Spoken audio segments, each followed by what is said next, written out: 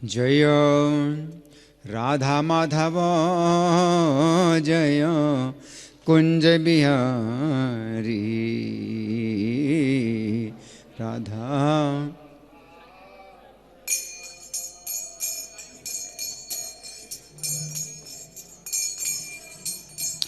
जय राधा माधव जय कुंज बिहारी राधा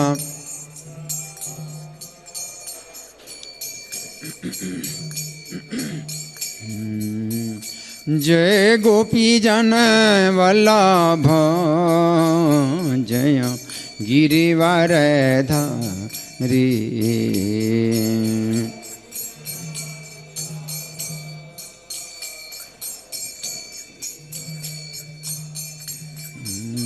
जय गोपी जन वल्लभ जय गिरिवर धारी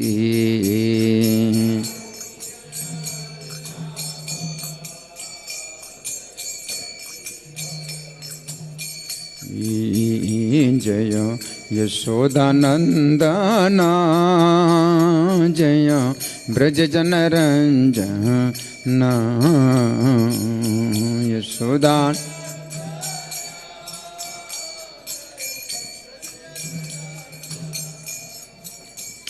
जय यशोदानंदन जय ब्रज जन रंजन यशोदान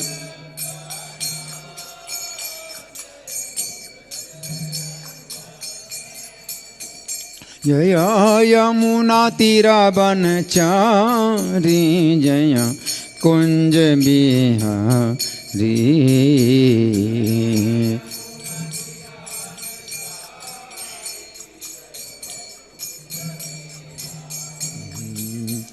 जय यमुना तीरा बनचारी जय कुंज बिहारी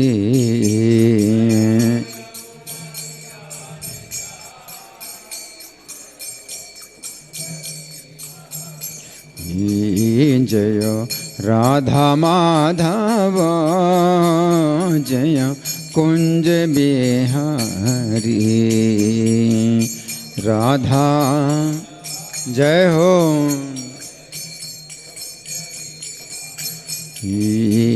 जय राधा माधव जय कुंज बिहारी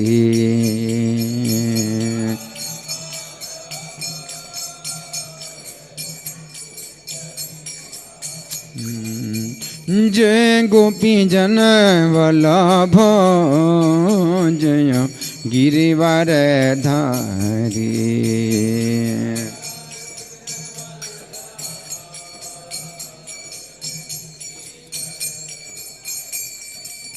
जय गोपी जन वल्लभ जय गिरिवर धारी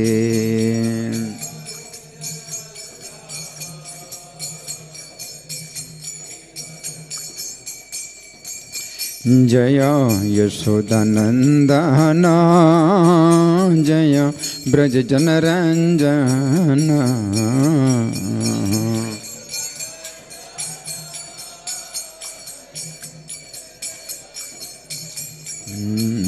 जय यशोदानंदन जय ब्रज जन रंजन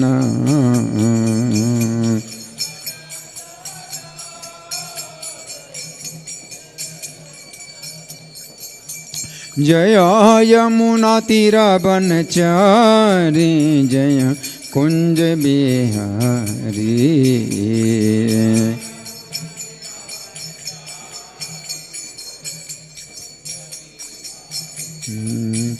जय यमुना तीरा बनचारी जय कुंज बिहारी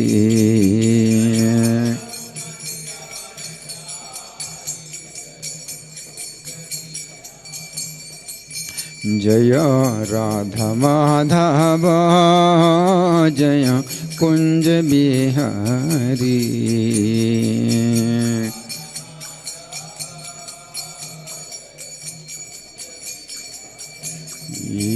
जय राधा माधव जय कुंज बिहारी।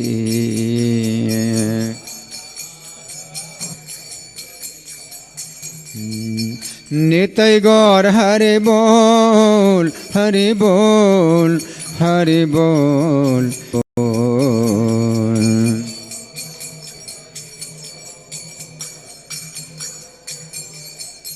जय प्रभुपदा प्रभुपदा प्रभुपदा जय प्रभुपदा।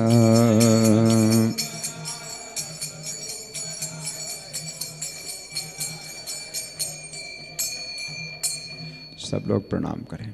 जय ओम विष्णुपाद परमहंस परिव्राजकाचार्य अष्टोत्तर Shri Shrimad His Divine Grace Abhay Charanaravinda Bhakti Vedanta स्वामी श्रील प्रभुपाद की जय। नित्य लीला प्रविष्ट इस्कॉन फाउंडर आचार्य saviour of the whole world Srila Prabhupada की जय। नामाचार्य हरिदास ठाकुर की जय। प्रेम से कहो श्री कृष्ण चैतन्य प्रभु नित्यानंदा श्री अद्वैत गदाधर श्रीवासादि गौर भक्त वृंद की जय। श्री श्री राधा पार्थ सारथी ललिता विशाखा गोप गोपिका श्याम कुंड राधा कुंड गिरि गोवर्धन की जय। श्री श्री गौरनिताई की जय। श्री श्री सीताराम लक्ष्मण हनुमान की जय। संवेत भक्त वृंद की जय। अनंत कोटि वैष्णव वृंद की जय। इस्कॉन वर्तमानाचार्य वृंद की जय। गौर प्रेमानंदे all glories to assembled devotees, all glories to assembled devotees, all glories to assembled devotees, all glories to Sri Guru and Gauranga.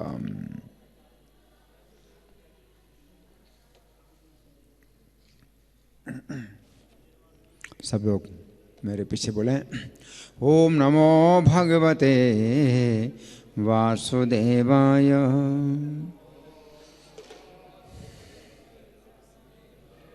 ओम नमो भगवते वासुदेवाय। ओम नमो भगवते वासुदेवाय। ग्रंथराज श्रीमद् भगवद गीता था रूप अध्याय 10। अध्याय का नाम है श्री भगवान का ऐश्वर्य और श्लोक संख्या 14। ये नई वाली पुस्तक में पृष्ठ संख्या 381 है। सबने निकाल लिया? अध्याय 10 श्लोक संख्या 14। इनका देखो, इनका मिला कि नहीं? मिल गया? और आपका? हरि बोल। इनका निकाल दो। 10-14 निकालो। धागा पहले से लगा होगा।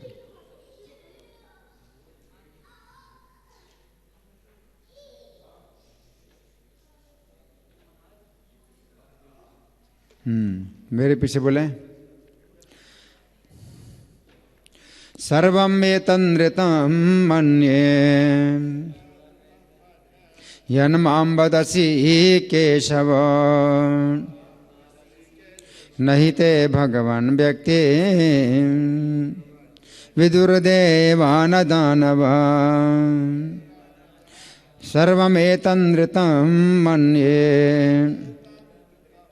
यन्मां वदसि केशव नहि ते भगवन् व्यक्ति विदुर्देवानदानवा। सर्वमेतन्नृतं मन्ये यन्मां वदसि केशव नहि ते भगवन् व्यक्ति विदुर्देवानदानवा। बोलिए।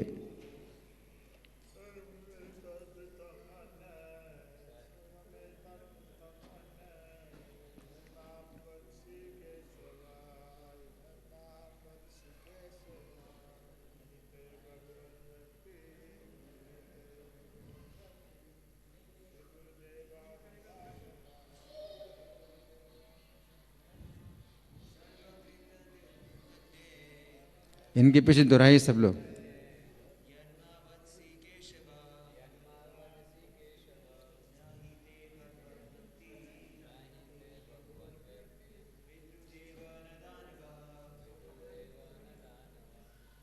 और बोलो।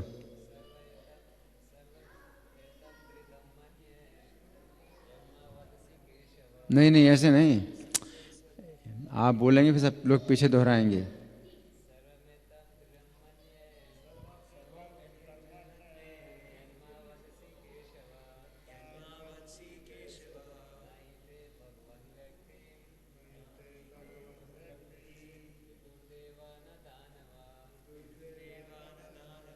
बोलिए।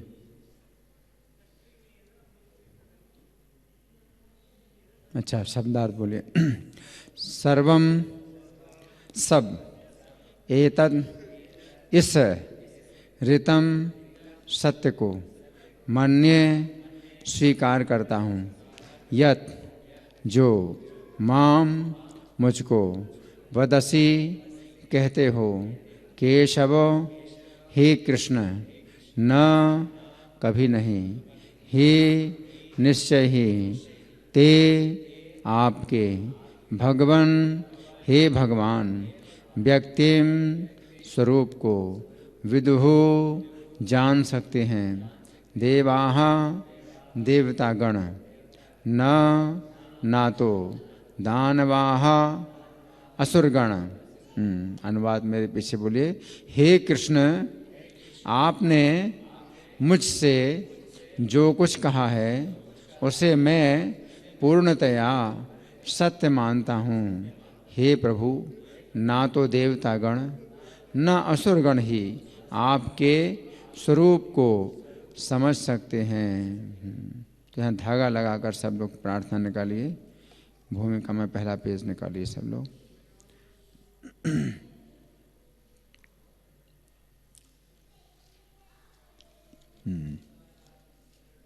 मेरे साथ बोलिए। ओम अज्ञानतिमिरान्धस्य ज्ञानाञ्जनशलाकया चक्षुरुन्मीलितं येन तस्मै श्रीगुरवे नमः। श्रीचैतन्यमनोभीष्टं स्थापितं येन भूतले स्वयं रूपः कदा मह्यं ददाति स्वपदान्तिकं।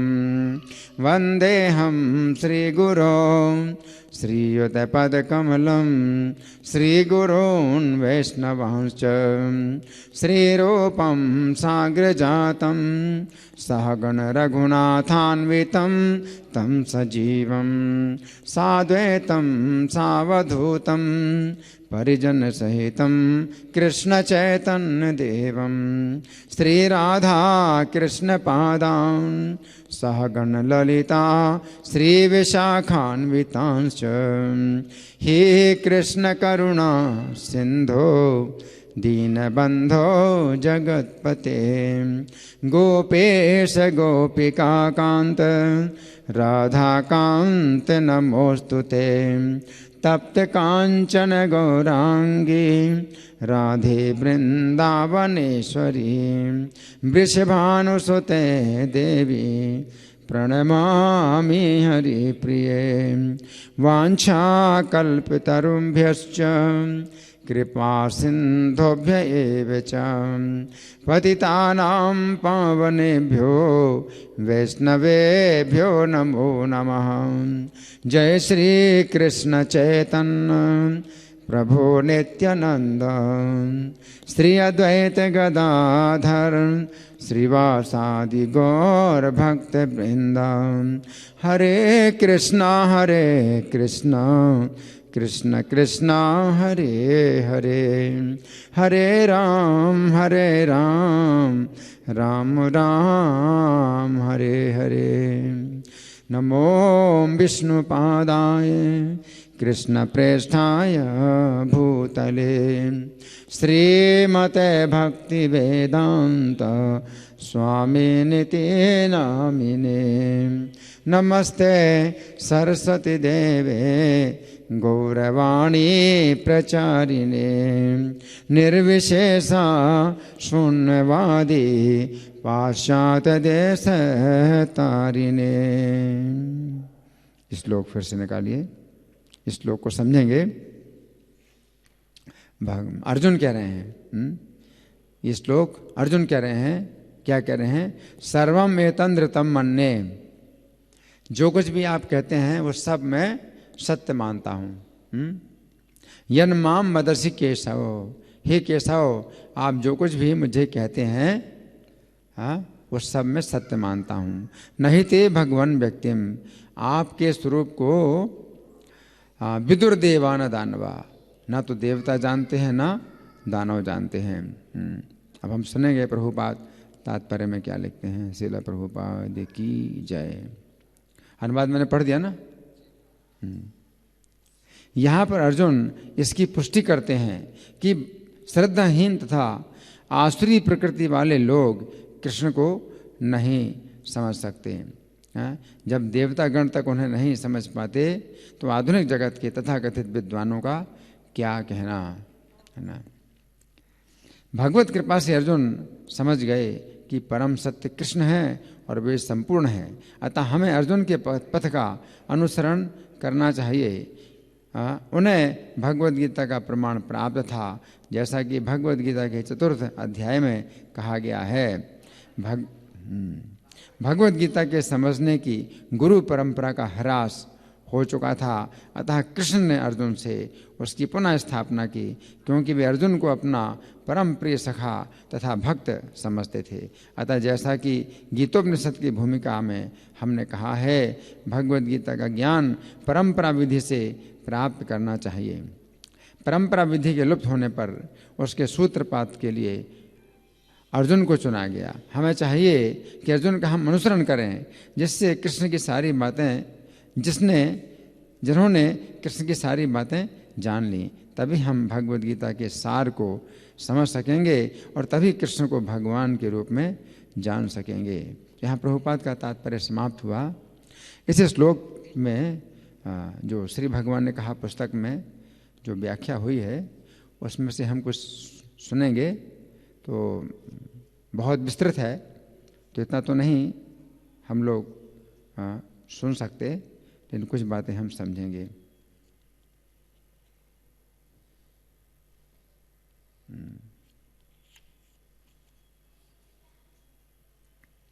पिछले 2 श्लोकों में अर्जुन ने पहले सभी ऋषियों की बात कही कि सभी ऋषि लोग श्री कृष्ण को सर्वोच्च ईश्वर बताते हैं। पिछले श्लोक में था आहुस्त्वाम ऋषिया सर्वे देवर्षिर नारद तथा। आपको सब ऋषि देवर्षि नारद कहते हैं, क्या कहते हैं? कि आप ही परम ब्रह्म हैं, आप परम धाम हैं, आप परम पवित्र हैं। देवर्षिर नारद तथा असतो देवलो व्यास, असित मुनि, देवल मुनि, व्यास मुनि सब कहते हैं, है ना। तो अर्जुन ने पिछले श्लोक में 2 श्लोकों में ये बात कही तथा सबसे अंत में उन्होंने श्री कृष्ण की बात कही कि श्री कृष्ण भी अपने विषय में यही बात कह रहे हैं। स्वयं चय ब्रविश में आप यही बात कह रहे हैं। इससे अर्जुन को ऐसा लगा कि उन्होंने श्री कृष्ण के प्रति अपराध कर दिया है। क्या अर्जुन को क्या लगा कि मैंने कृष्ण का अपराध कर दिया है। क्या अपराध कर दिया है? कि आपको सब देवता लोग कहते हैं कि आप परमेश्वर हैं, फिर आप स्वयं भी कहते हैं, है ना। तो यहाँ क्या अपराध हुआ?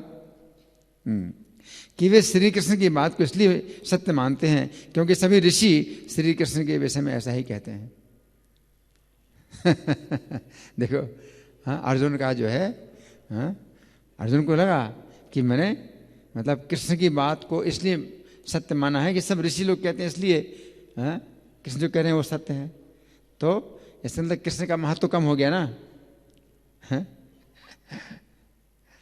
अर्जुन ने पहले अपनी तरफ से कहा कि आप परम ब्रह्म हैं, परम धाम हैं, परम पवित्र हैं, आप शाश्वत पुरुष हैं, सब कुछ कहा अर्जुन ने।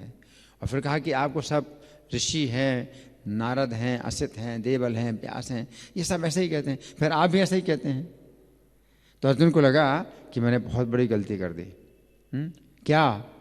कि जितने ऋषि हैं आपको ऐसा कहते हैं तो इसलिए मैं आपकी बात को मानता हूं कि आप ऐसा कहते हैं, आप जो कहते हैं वो सही कह रहे हैं। तो इसका मतलब क्या हुआ है कि कृष्ण से बड़ा प्रमाण अर्जुन ने ऋषियों को मान लिया।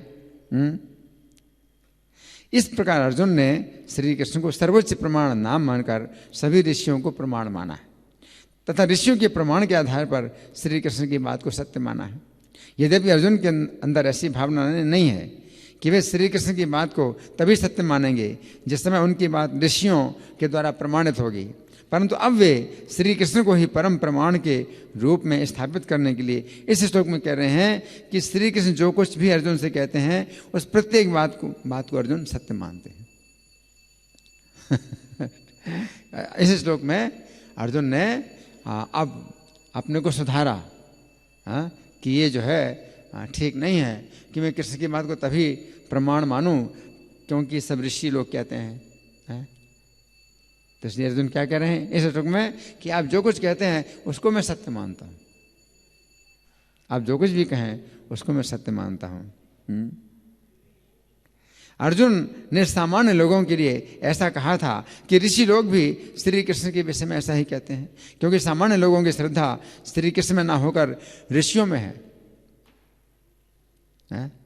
तो कृष्ण को क्या मानते हैं? मनुष्य हैं, तो है ना। तो सामान्य लोगों के लिए तो भाई ऋषि लोग कहेंगे कि कृष्ण ऐसे हैं तो हम मानेंगे कि कृष्ण ऐसे हैं, कृष्ण कहेंगे तो हम नहीं मानेंगे। तो सामान्य लोग कृष्ण को नहीं जानते, है ना। इस श्लोक में अर्जुन ने अपने दो अत्यंत महत्वपूर्ण उद्गार प्रकट किए हैं जिनकी हम क्रम पूर्वक चर्चा करेंगे। अब पहला क्या है? अर्जुन कहते हैं सर्वमेतं नृतं मन्ये यन्माम वदसि केशवो, अर्थात हे केशव आप मुझे जो बताते हैं वो सब मैं सत्य मानता हूं। यहां पर अर्जुन कह रहे हैं कि हे श्री कृष्ण आप मुझे जो कुछ बता रहे हैं उसे मैं सत्य मानता हूं। ये तो अर्जुन की स्थिति है, परंतु यदि हम अर्जुन के मार्ग पर नहीं चलेंगे तो हमें बहुत बड़ा धोखा प्राप्त होगा। अर्जुन ने कहा कि हे श्री कृष्ण आप जो कुछ कहते हैं वही मैं सत्य मानता हूं। अगर हम अर्जुन के रास्ते में नहीं चलेंगे तो बहुत बड़ा धोखा होगा। श्री कृष्ण की माया इस भौतिक संसार में प्रत्येक जीव को ऐसे सुखों के लिए विश्वास दिलाती है जो देखने में तो सुख दिखाई देते हैं परंतु वे वास्तव में दुखी होते हैं। अगर आप कृष्ण की बात को सत्य नहीं मानते हैं तो माया कहती है मेरी बात को सत्य मानो, मैं कहती हूं ये बात सच है। क्या श्री कृष्ण कहते हैं कि हम श्री कृष्ण के धाम में जाएं, इस माया के स्थान में ना रहें। माया के इस स्थान में सुख नहीं है, केवल दुख ही दुख है, परंतु हमसे माया कहती है कि हमें श्री कृष्ण के धाम में नहीं जाना चाहिए, हमें माया के इसी स्थान में रहना चाहिए, माया के इसी स्थान में सुख ही सुख है। अब ये बात हमारे ऊपर निर्भर है कि हम श्री कृष्ण की बात पर विश्वास करें अथवा माया की बात पर विश्वास करें। यदि हम माया की बात पर विश्वास करें तो हमें माया के इस स्थान में सुख तो अवश्य दिखाई देगा, परंतु जो कुछ प्राप्त होगा वो केवल दुख ही होगा।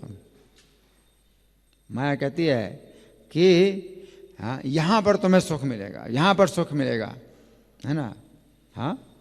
दिखाई देता है सुख। माया कहती है ऐसा है, दिखाई तो देता है, लेकिन मिलता क्या है? दुख, मिलता दुख है। हम एक जन्म से नहीं बल्कि अनेक जन्मों से यही बात कहते आए हैं कि हे माया देवी आप मुझसे जो कुछ कहती हैं उसे ही मैं सत्य मानता हूं। अर्जुन कृष्ण से कह रहे हैं कि आप जो कुछ कहते हैं मैं सत्य मानता हूं। तो ये जो है हमारी स्थिति है कि अब हमें किसको सत्य मानना है, किसकी बात। कई जन्मों से हम माया देवी से यही बात कहते रहे कि हे माया देवी आप जो कुछ कहते हैं मैं उसी को सत्य मानता हूं, है ना। इस प्रकार माया देवी पर विश्वास करके हमने सुख के नाम पर केवल दुख ही प्राप्त किए। अब यहां पर हमें अर्जुन से शिक्षा प्राप्त हो रही है कि हमें अब अपने विश्वास की दिशा बदलनी है। क्या? अपने विश्वास की दिशा बदलनी है। हमें अपना विश्वास माया से हटाकर श्री कृष्ण पर स्थापित करना है। अब हमें माया से ऐसी बात कहने के बजाय श्री कृष्ण से यही बात कहनी है कि हे श्री कृष्ण आप जो कुछ भी गीता में अर्जुन से कह रहे हैं उसे ही मैं सत्य मानता हूं। कृष्ण क्या कहते हैं? दुखालयम अशाश्वतम, मामपेत्य पुनर्जन्म दुखालयम अशाश्वतम, कि जो मेरे धाम में आते हैं वो पुनर्जन्म नहीं लेते हैं। यहाँ पर क्या है? दुख ही दुख है, मृत्यु है ना। यहाँ पर अर्जुन श्री कृष्ण से कह रहे हैं कि हे श्री कृष्ण, आप मुझसे जो कुछ कह रहे हैं उसे मैं पूरी तरह से सत्य मानता हूँ। श्री कृष्ण ने गीता 9:33 में कहा है कि हे अर्जुन, इस अनित्य तथा दुखों के स्थान वाले जगत में आकर तुम मेरा भजन करो। कृष्ण कह रहे हैं। तो अर्जुन को श्री कृष्ण पर विश्वास है कि ये जगत अनित्य है, अतः हमें श्री कृष्ण का भजन करना चाहिए। परंतु आज की शिक्षा कहती है कि हम इस बात पर विचार ना करें कि ये जगत अनित्य है। आज की शिक्षा क्या है? जो भी स्कूलों में, कॉलेजों में और यूनिवर्सिटी में क्या कहा जाता है कि इस बात पर विचार ना करें कि ये जगत अनित्य है, बल्कि हमें इस जगत में सुख भोगने का पूरा प्रयास करना चाहिए। श्री कृष्ण कहते हैं कि ये जगत सुख रहित है, यहाँ सुख नहीं है। परंतु आज की शिक्षा कहती है कि ये जगत सुखों से पूर्ण है। कुछ लोग श्री कृष्ण की बात पर विश्वास करने के लिए तैयार नहीं हैं।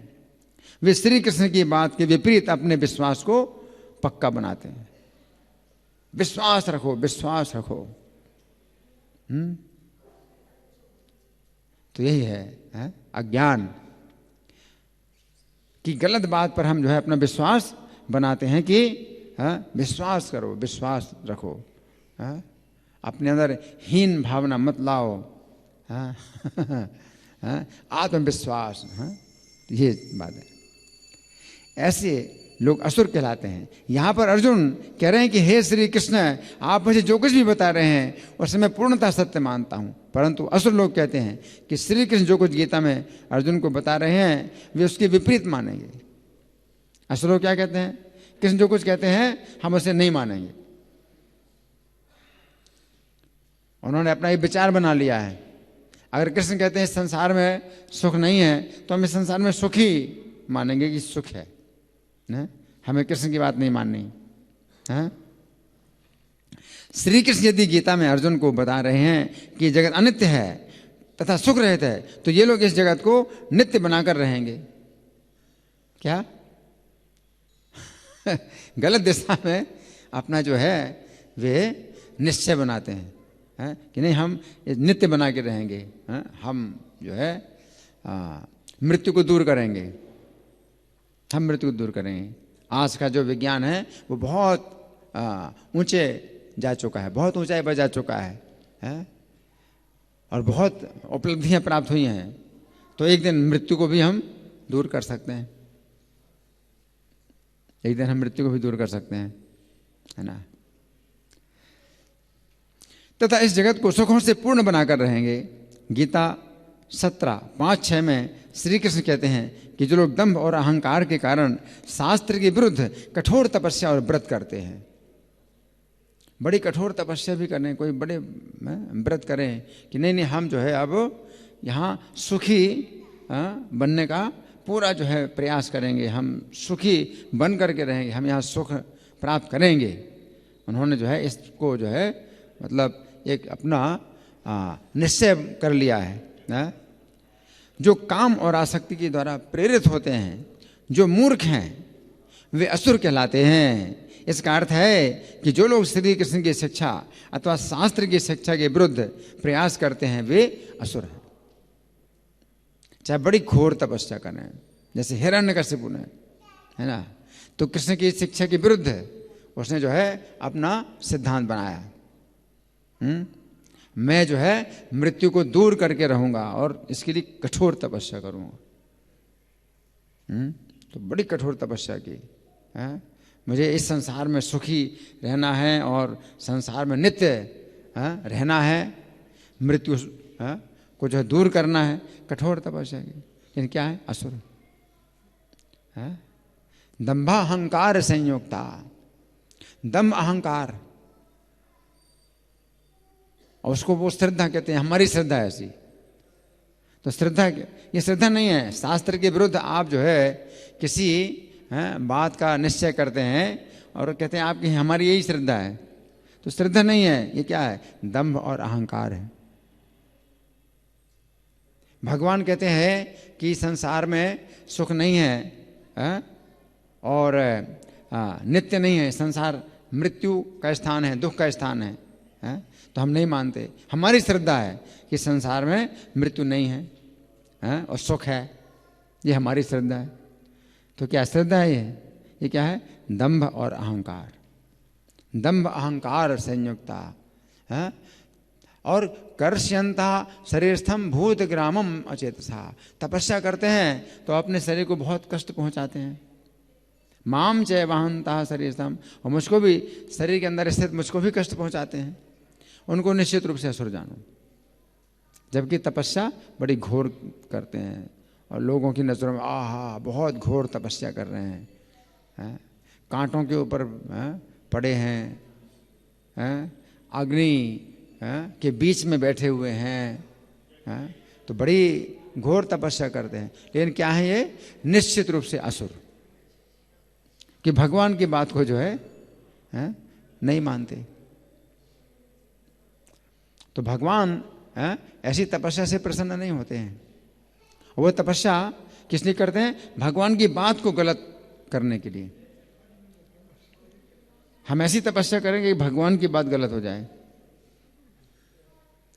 हम भगवान को नहीं मानते, हम तपस्या करते हैं। क्या है? असुर है ना। तो यहां प्रभुपाद इसमें लिखा गया, असुर लोग कहते हैं कि श्री कृष्ण जो कुछ गीता में अर्जुन को बता रहे हैं वे उसके विपरीत मानेंगे। श्री कृष्ण यदि गीता में अर्जुन को बता रहे हैं कि जगत अनित्य है तथा सुख रहित है, तो ये लोग इस जगत को नित्य बनाकर रहेंगे, इस जगत को सुखों से पूर्ण बनाकर रहेंगे। इसका अर्थ है कि जो लोग श्री कृष्ण की शिक्षा अथवा शास्त्र की शिक्षा के विरुद्ध प्रयास करते हैं वे असुर हैं। श्री कृष्ण की तथा शास्त्र की शिक्षा है कि ये जगत मृत्यु का स्थान है तथा दुखों का स्थान है, परंतु ये मूर्ख तथा घमंडी लोग कहते हैं कि इस जगत को मृत्यु से रहित और दुखों से रहित बना देंगे। तो इनके बड़े आश्वासन होते हैं, हाँ हाँ आज के विज्ञान में ऐसा है, वो खोज लेंगे आगे। तो कुछ लोगों ने इन वैज्ञानिकों की बात भी मानी कि हाँ भाई ठीक है, आप मृत्यु को दूर कर दोगे, ठीक है मृत्यु को दूर कर देंगे। तो उन वैज्ञानिकों ने क्या किया? ठीक है आपको हम जो है अभी जो है उसमें बर्फ़ के अंदर आपको जो है रख देते हैं सुरक्षित, और जब हमारे पास वो तरीका आ जाएगा मृत्यु को दूर करने का, हम आपको जीवित कर देंगे। तो बर्फ़ में उनको डाल दिया और मर गए तो जिंदा तो कर नहीं सकते, है ना। तो इस तरह से आज का जो विज्ञान है वो आश्वासन देता है कि आगे चल करके ऐसा हो सकता है ना। तो प्रभुपाद क्या कहते थे कि उसी प्रकार से है जैसे कोई भिखारी 1 लाख रुपए का चेक दे, पोस्ट डेटेड चेक दे, भिखारी है, तो उसका क्या मूल्य है, उसका क्या महत्व है उसके चेक का। जो भीख मांगता है भिखारी, वो जो है आपको 1 लाख रुपए का पोस्ट डेटेड चेक देता है कि ये मैं दे रहा हूँ आपको, इसका क्या मूल्य है। तो आज के जो वैज्ञानिक लोग हैं तो वे कुछ नहीं रोक सकते, ना जन्म को रोक सकते हैं, ना बुढ़ापे को रोक सकते हैं, ना बीमारी को रोक सकते हैं, मृत्यु को कैसे रोकेंगे। जब शरीर की जो परिवर्तन, शरीर के परिवर्तन है, जन्म पहला जन्म है, फिर वृद्धि, बड़ा हो रहा है शरीर, ये दूसरा परिवर्तन है। जन्म में वृद्धि, अस्तित्व, फिर बड़ा होना रुक जाता है, तीसरा परिवर्तन, फिर प्रजनन, शरीर से और शरीर उत्पन्न होते हैं, फिर क्षय, फिर शरीर नष्ट होने लगता है और अंत में शरीर नष्ट हो जाता है। तो शरीर के जो 6 परिवर्तन हैं उनमें किसी को भी आप नहीं रोक पाते, तो जो अंतिम परिवर्तन है मृत्यु को, उसको कैसे रोकेंगे। जब बच्चा पैदा होता है तो आप चाहें कि भाई ये बड़ा ना हो, बच्चा बना रहे, तो क्या आप रोक सकते हैं उसको कि बच्चा बना रहे। जैसे मैं जब बचपन में था तो मैं सोचता था कि मैं हमेशा बच्चा रहूँगा, तो मैं सुरक्षित हूँ, मृत्यु से सुरक्षित हूँ। जो लोग बड़े हो रहे हैं तो मृत्यु के निकट जा रहे हैं, मैं जो है सबसे छोटा हूँ अपने घर में, और मैं सबसे छोटा रहूँगा। लेकिन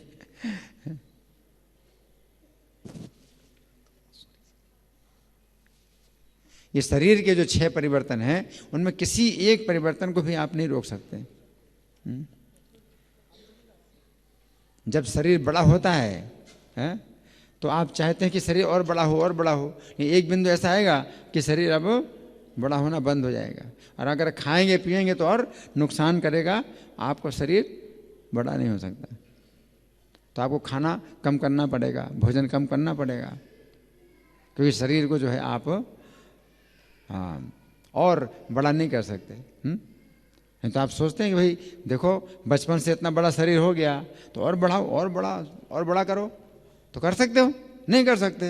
एक बिंदु आएगा कि अब बड़ा नहीं होगा शरीर, और खाओगे पियोगे तो क्या होगा? नुकसान करेगा, आपको खाना पीना कम करना पड़ेगा, है ना।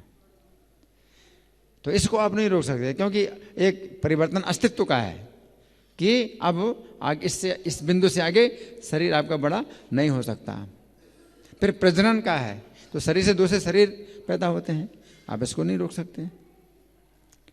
फिर क्षय होता है, वृद्धावस्था आती है, अब शरीर कम होने लगा, अब घटने लगा शरीर, आप नहीं इसको रोक सकते कि अब जो है शरीर ज्यों का त्यों बना रहे। आप कितने भी कोशिश करेंगे, अब शरीर में क्षय शुरू हो गया है। उसे अंग्रेजी में क्या कहते हैं? डिके। शरीर में डिके होने लगा, क्षय होने लगा, तो आप रोक नहीं सकते। फिर अंत में शरीर को जो मृत्यु होती है, तो उसको आप कैसे रोक सकते हैं? शरीर के 6 परिवर्तनों में से किसी परिवर्तन को भी आप नहीं रोक पाते। आज का विज्ञान कुछ भी नहीं कर पाता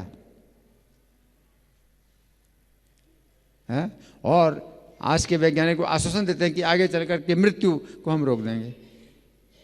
क्या रोकेंगे मृत्यु को? ये प्रकृति ने जो है शरीर में 6 परिवर्तन बनाए हैं, और निश्चित रूप से होना है। अगर जन्म हुआ है तो शरीर बड़ा होगा ही। आप नहीं कर सकते कि भाई 5 वर्ष की अवस्था के हम बने रहें हमेशा, भाई ठीक है हम 5 वर्ष की अवस्था के ही बने रहेंगे हमेशा। अच्छा है, कोई जिम्मेदारी नहीं है, आराम से खेलें कूदें, कोई जिम्मेदारी नहीं, आराम से आनंद मनाएं। तो आप नहीं कर सकते। तो बचपन से जो है जवानी आएगी, शरीर बड़ा होगा ही, आप रोक नहीं सकते। तो मृत्यु को कैसे रोक सकते हैं, है ना। तो यहाँ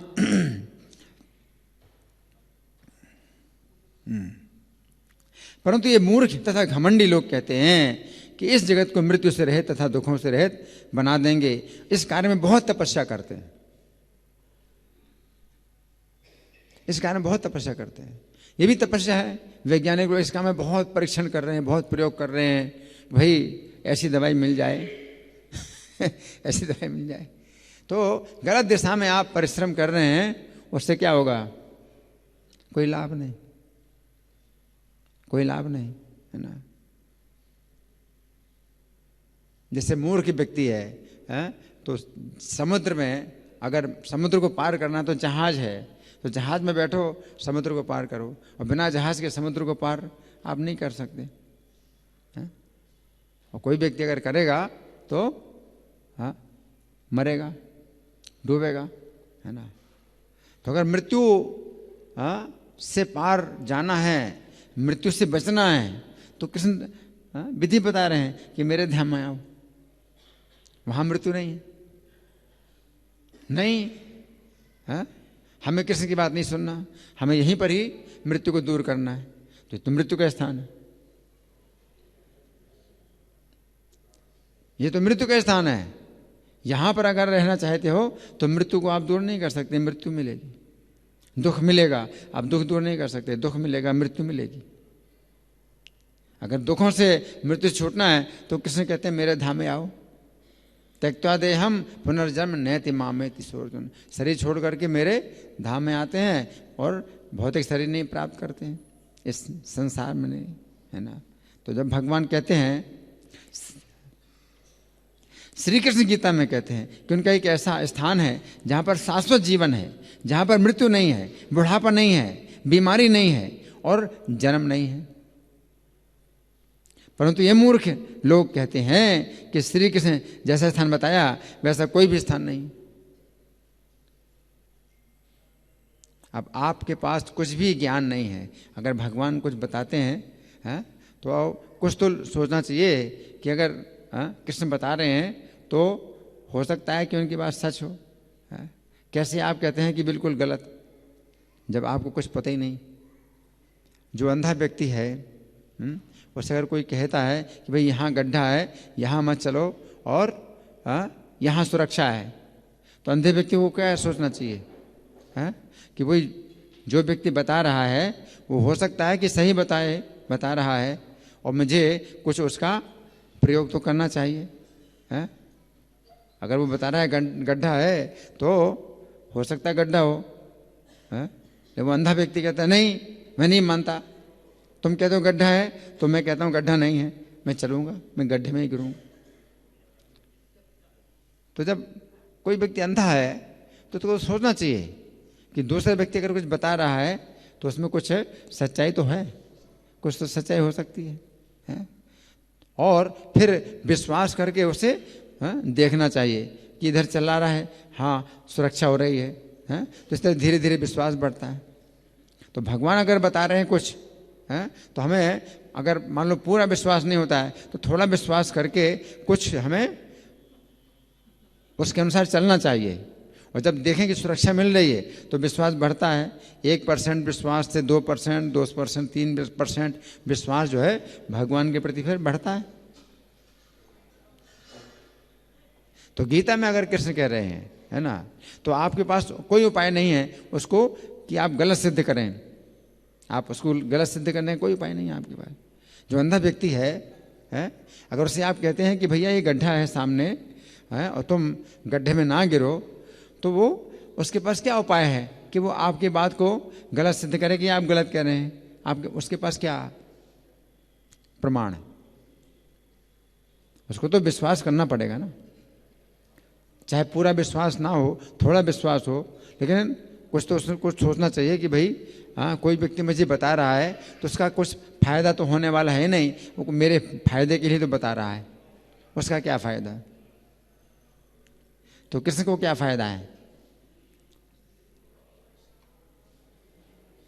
अगर कृष्ण हमारी सुरक्षा के लिए कुछ बात बता रहे हैं और कहते हैं दुख है, मृत्यु है, तो सोचो दुख और मृत्यु तो है ही है।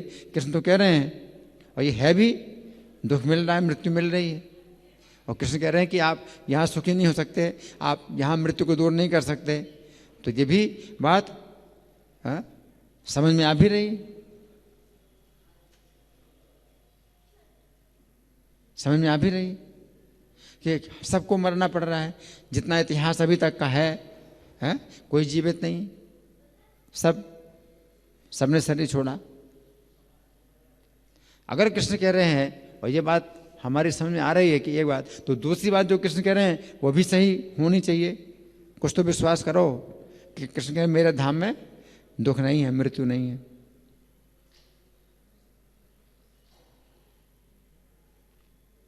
आपके पास कोई ऐसा उपाय नहीं है कि आप परीक्षण करें कि कृष्ण की बात जो है सच है या नहीं है। नहीं, मैं पहले अपने प्रयोग से पता करूंगा कि आप कह रहे हैं सच कह रहे हैं, गलत कह रहे हैं। आपके पास कोई प्रयोग नहीं है करने का। कौन सी प्रयोगशाला में है आप ये पता लगाएंगे कि कृष्ण की बात सही है या गलत है? कौन सा एक्सपेरिमेंट आप कर सकते हैं? एक ही एक्सपेरिमेंट है कि कृष्ण कह रहे हैं उस विधि का पालन करो, और उससे आपको इस संसार में भी सुरक्षा मिलती है, इस संसार में भी सुरक्षा मिलती है। तो यहाँ लिखा है आगे चल करके, श्री कृष्ण गीता में कहते हैं कि उनका एक ऐसा स्थान है जहाँ पर शाश्वत जीवन है, जहाँ पर मृत्यु नहीं है, बुढ़ापा नहीं है, बीमारी नहीं है, जन्म नहीं है। परंतु ये मूर्ख लोग कहते हैं कि श्री कृष्ण ने जैसा स्थान बतलाया है वैसा कोई भी स्थान नहीं है। श्री कृष्ण कहते हैं कि शरीर के अंदर जो जीव है वो शाश्वत है, हम ये शरीर नहीं है। शरीर के नष्ट होने पर जीव नष्ट नहीं होता है, बल्कि उसे अन्य शरीर प्राप्त होता है। परंतु ये मूर्ख और धूर्त कहते हैं कि शरीर के अंदर कोई जीव नहीं है जो शाश्वत है। उनका क्या मानना है? शरीर के अंदर कोई जीवात्मा नहीं है। आज की शिक्षा क्या कहती है? शरीर के अंदर कोई जीवात्मा नहीं है जो शाश्वत है, और शरीर के नष्ट होने पर सब कुछ नष्ट हो जाता है। वो क्या कहते हैं? शरीर के नष्ट होने पर सब कुछ नष्ट हो जाता है। हम ये शरीर हैं तथा शरीर के साथ हम उत्पन्न होते हैं और शरीर के साथ हम नष्ट हो जाते हैं। तो ये आसुरी भाव है। कृष्ण गीता में बता रहे हैं, समझा रहे हैं, है ना। और बड़ा सरल तरीके से आप समझ भी सकते हैं, बड़े सरल तरीके से आप समझ भी सकते हैं। कृष्ण एक बड़ा सरल तरीका बताते हैं समझने का कि शरीर में बचपन की अवस्था से जवानी की अवस्था आती है, फिर बुढ़ापे की अवस्था आती है ना। देहिनोस्मिन् यथा देहे कौमारम यौवनम जरा, तो बचपन की अवस्था आती है, फिर जवानी की अवस्था आती है, फिर बुढ़ापे की अवस्था आती है तथा देहांतर प्राप्त है। लेकिन आप क्या कहते हैं कि मैं यही हूँ। आपका 20 साल पहले का जो चित्र है आप देखते हैं, बिल्कुल वो आप नहीं है, वैसा आपका शरीर अभी नहीं है, वो शरीर पूरा बदल चुका है। तो आप क्या कहते हैं? मैं यही हूँ। अब क्या चीज़ है जिसको आप कहते हैं कि मैं नहीं बदला, मैं यही हूँ, मैं नहीं बदला? तो सब कुछ बदल गया।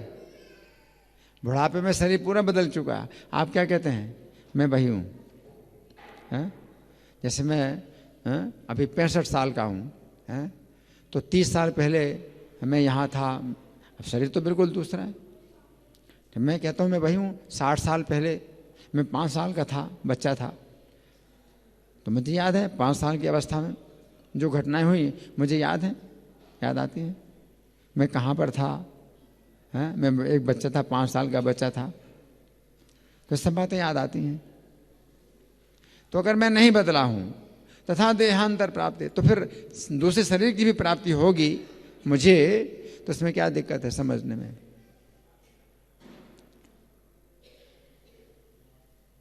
कि मैं शरीर नहीं हूँ, है ना। तो बड़ा सरल है समझने के लिए, सरल के लिए सरल है, लेकिन कुटिल के लिए जटिल है। ये कुटिलता है। जो व्यक्ति पहले से मान लेता है कि मुझे नहीं मानना, पहले से सोच लेता है मुझे नहीं मानना, तो उसके लिए फिर बातें जो है जटिल हो जाती हैं, वो नहीं समझ सकता। वो कहेगा आप जो कहते हैं वो मैं क्यों मानूं, आप जो कहते हैं मैं क्यों मानूं? कुटिल।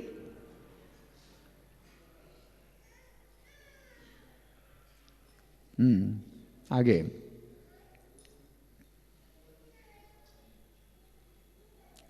पुनर्जन्म जैसी कोई भी वस्तु नहीं है। क्या कहते हैं? पुनर्जन्म जैसी कोई वस्तु नहीं है, ऐसा कहते हैं। श्री कृष्ण कहते हैं कि वे इस जगत के परम ईश्वर हैं, परंतु ये मूर्ख तथा अभागे कहते हैं इस जगत का कोई ईश्वर नहीं है। इसलिए ये जीवन केवल भोगों को भोगने के लिए है। असत्यम अप्रतिष्ठम ते जगत आहुर अनीश्वरम। ये जगत जो है बिना ईश्वर के है। अब सामान्य जो अपनी बुद्धि है या अपना जो विचार है, वो अगर आप विचार करें, सामान्य तरीके से विचार करें, तो आप कह सकते हैं कोई ईश्वर तो है, कोई ईश्वर है जिसके द्वारा ये सब कुछ चल रहा है। कैसे चल रहा है ना? और सब कुछ किस तरह से बड़ी व्यवस्था के साथ सब हो रहा है, सब कार्य हो रहा है। सूर्य का उदय हो रहा है, सूर्य का प्रकाश कितना नियंत्रित है, सूर्य की गर्मी कितनी नियंत्रित है। अब इतना जाड़ा पड़ रहा है, लेकिन अगर सूर्य से दूरी और थोड़ा सा दूरी हो जाए तो सब कुछ जम जाएगा, सब कुछ नष्ट हो जाएगा। तो रक्षा कर रहे हैं। तो कोई ईश्वर है जिसके नियंत्रण में है सब कुछ।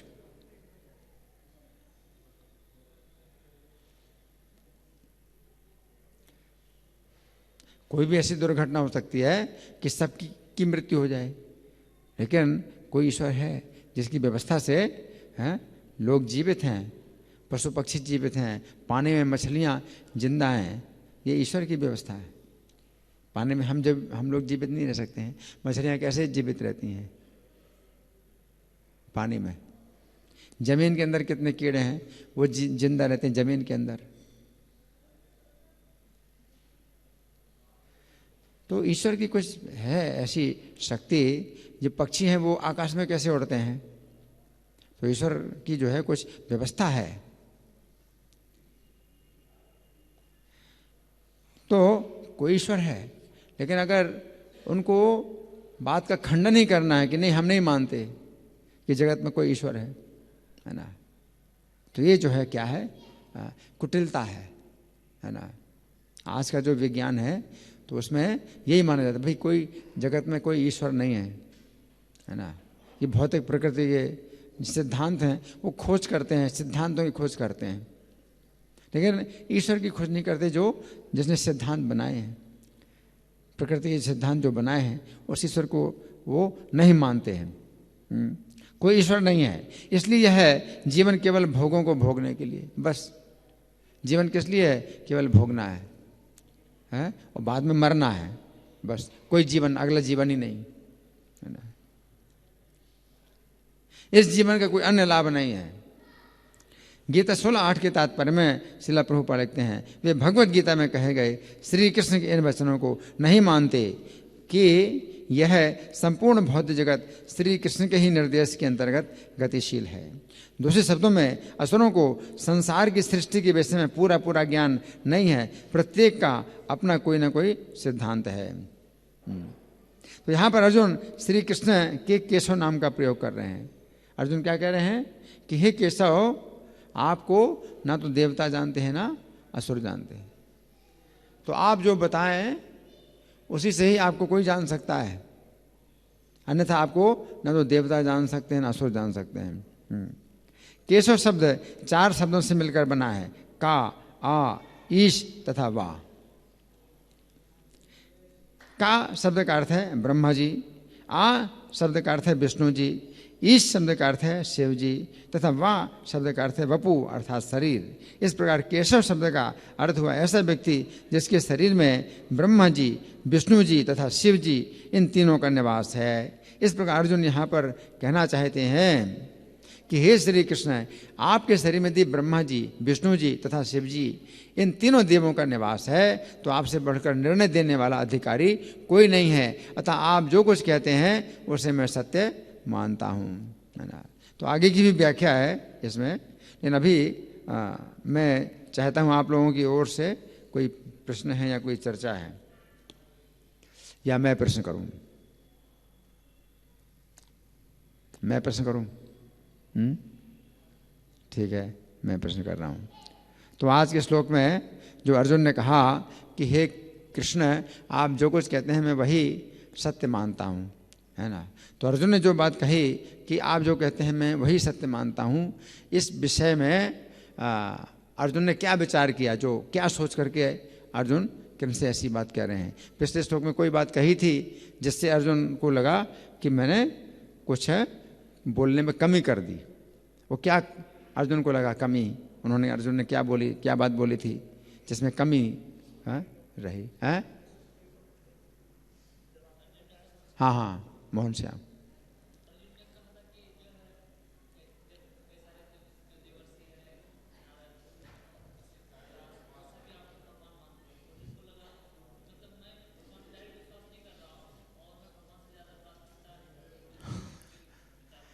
नहीं, अर्जुन ने कहा कि आपको सब ऋषि, देवर्षि नारद, असित, देवल, व्यास कहते हैं कि आप भगवान हैं, और स्वयं चैव ब्रविष्मि, और आप स्वयं भी तो बोल रहे हैं।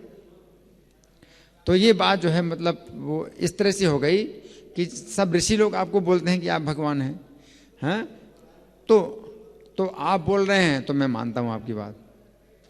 तो फिर ये बात आ गई ना कि उन्होंने भी कहा, उन्होंने ऐसा कहा और आपने भी कहा, तो मैं उनको महत्व दे रहा हूँ कि भाई वो कह रहे हैं इसलिए मैं आपकी बात मान रहा हूँ। तो यहाँ पर ये बात हो गई ना। अर्जुन ने कहा कि आपको भगवान कहते हैं सब ऋषि और जितने देवता, बड़े बड़े देवर्षि, असित देवल, व्यास देव कहते हैं, है ना, और आप भी कहते हैं।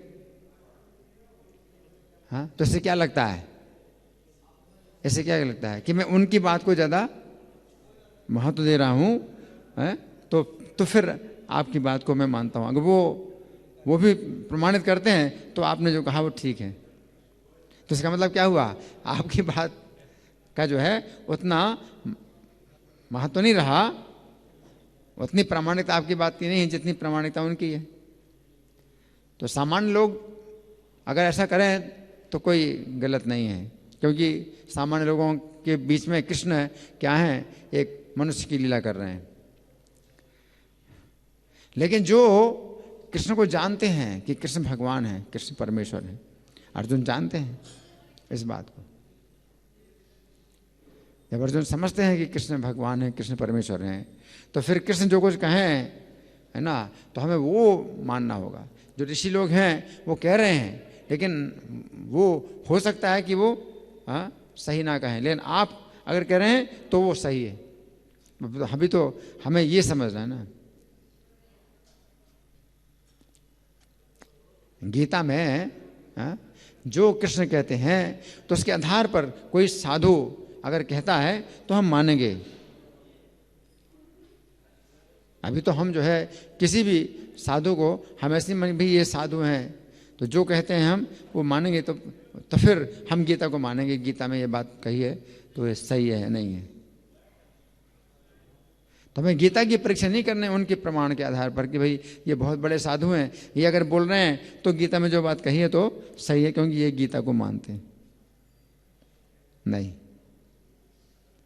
तो अर्जुन ये बता रहे हैं कि अगर कृष्ण कह रहे हैं गीता में ये बात, तो ये जो है पूरी बात सत्य है। आप अगर कहते हैं उनके आधार पर, गीता के आधार पर, तो मैं आपको मानूंगा कि आप साधु हैं।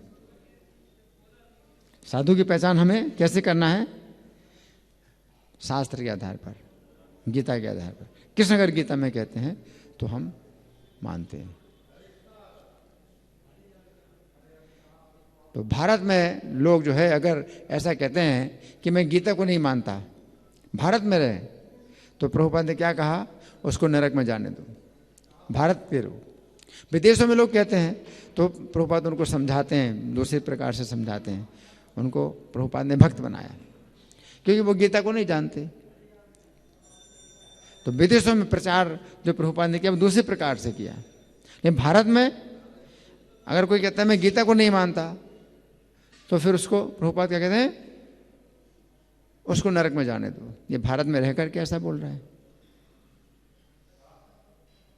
गीता को नहीं मानता। तो गीता सबसे अधिक मान्य है, मान्यता गीता की सबसे ज्यादा मान्यता है। गीता में कृष्ण ने कहा है जो है, इसलिए हम गीता का जो संदेश दे रहे हैं वो शिष्य परंपरा के आधार पर दे रहे हैं। गीता को जो है, जो भगवान ने जिनको कही है, जिनको बताई है, उन्हीं की शिष्य परंपरा में हम गीता की व्याख्या कर रहे हैं। तो ये जो है विधि है ज्ञान को जानने की, कि ज्ञान भगवान से आ रहा है, कृष्ण से आ रहा है, और उनकी शिष्य परंपरा के द्वारा हम इसको समझ सकते हैं। गीता की बात को हम कृष्ण की शिष्य परंपरा में समझ सकते हैं। और कोई कहता है कि नहीं, ऐसे नहीं, हम दूसरे तरीके से समझेंगे, ये महात्मा जी हैं वो ऐसी बात बोलते हैं, तो हम गीता को नहीं मानते, वो महात्मा जी की बात मानते हैं, वो बड़े महात्मा हैं, उनकी बात मानते, तो जाओ नरक में जाओ। वो बड़े महात्मा क्या है, असुर हैं वो महात्मा नहीं, असुर है वो। गीता की बात से जो है उल्टी बात बोलता है तो वो महात्मा हो ही नहीं सकता, वो साधु हो ही नहीं सकता।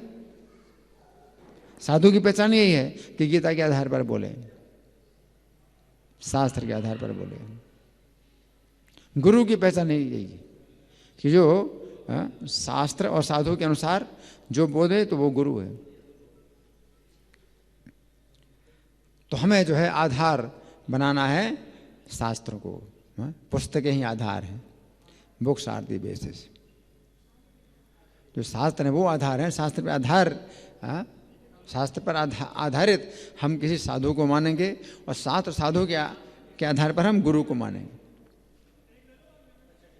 नहीं नहीं, ये तो गुरु बहुत बड़े गुरु जी हैं, गुरु जी बोलते हैं जो कुछ गीता में कृष्ण बोलते हैं वो हम नहीं मानते, गुरु जी बोलते हैं वो मानते हैं।